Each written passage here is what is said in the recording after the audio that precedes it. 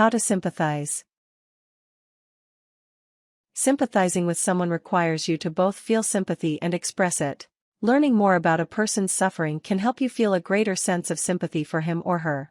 From there, you'll need to act with sincerity and sensitivity if you want to actually express any of the compassion you feel. Part 1. Feeling sympathy. 1. Learn about the situation.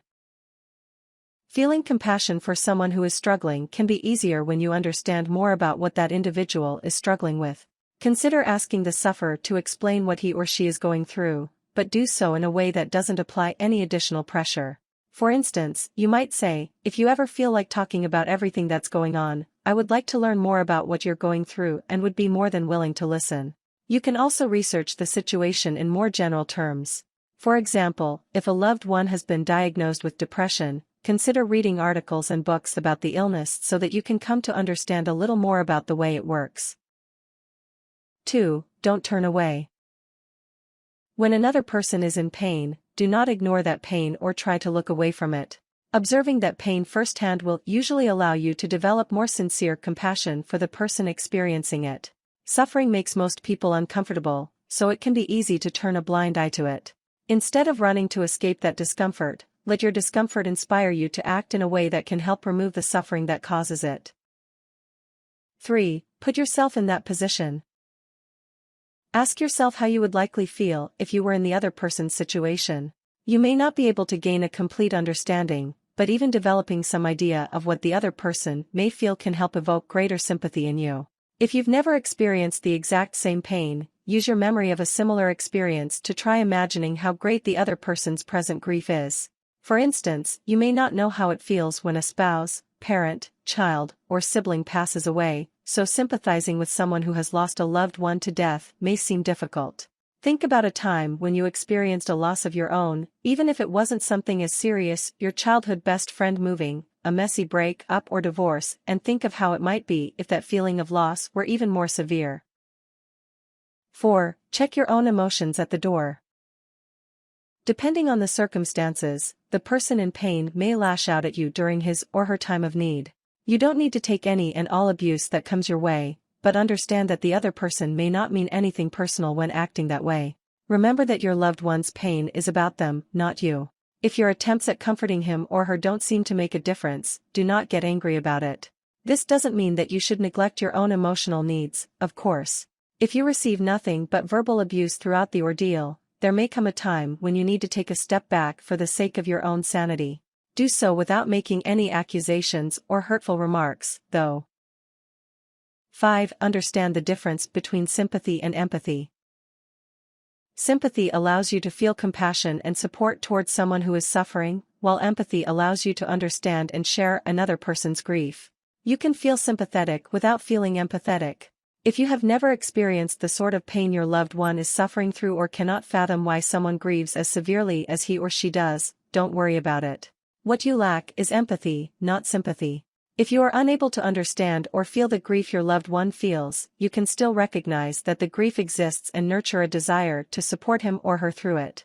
As long as you can do that much, you are technically sympathizing with the distressed party. Part 2. Expressing sympathy. 1. Acknowledge the difficulty. Tell the other person that you know he or she is hurting right now. You may not understand exactly how the pain feels, but simply acknowledging that the pain exists can show support. In general, nearly any statement that shows support while acknowledging the grief that's present can be helpful. Consider any of the following statements. I'm sorry for your pain. You're in my thoughts, prayers. This must be difficult for you.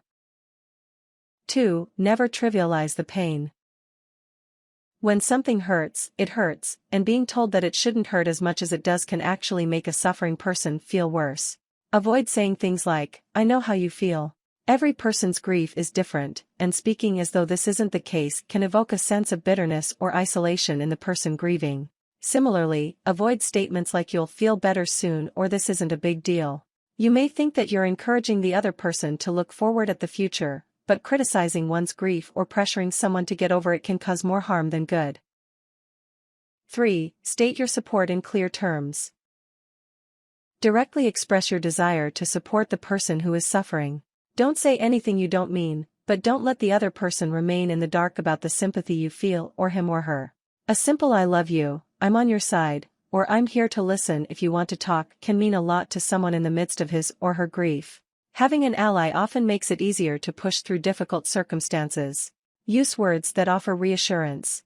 For example, if someone with depression feels unworthy of being loved, say something like, "I love you for who you are and I am not going to abandon you." Frequent reassurance can help calm otherwise unruly grief and anxiety.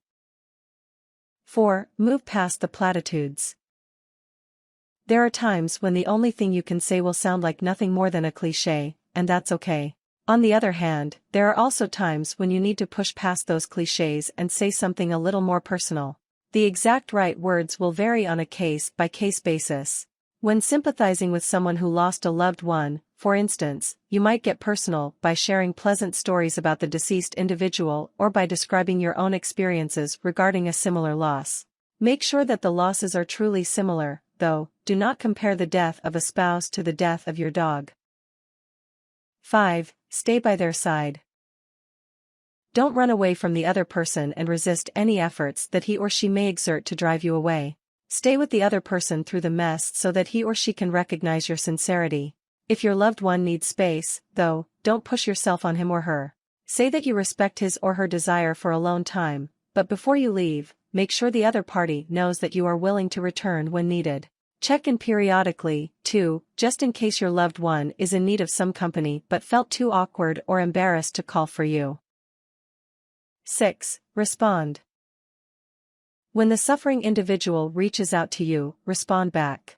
Do not ignore a cry for help, even if it comes at an inconvenient time.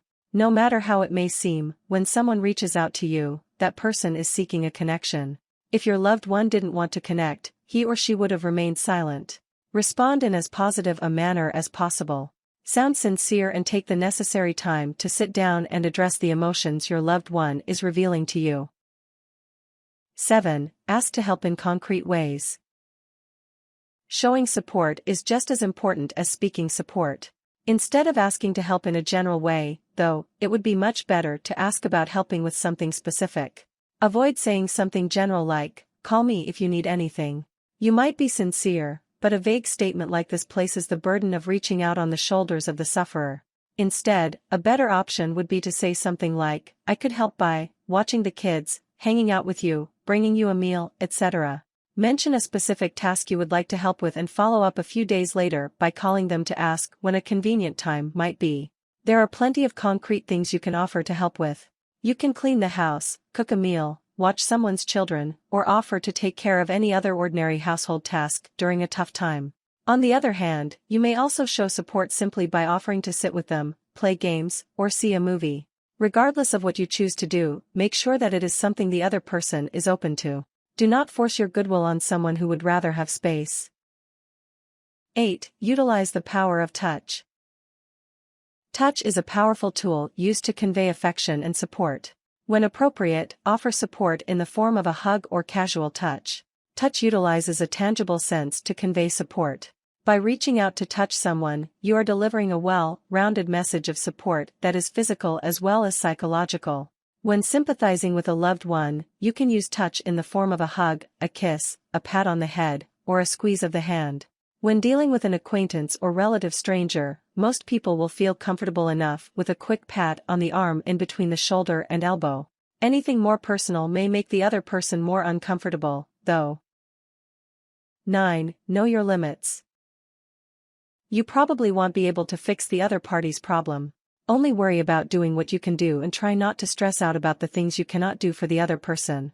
This also means knowing your own emotional limits. Support your suffering loved one, but don't let your desire to support him or her consume your life. If you completely wear yourself out, you won't be able to help anyone.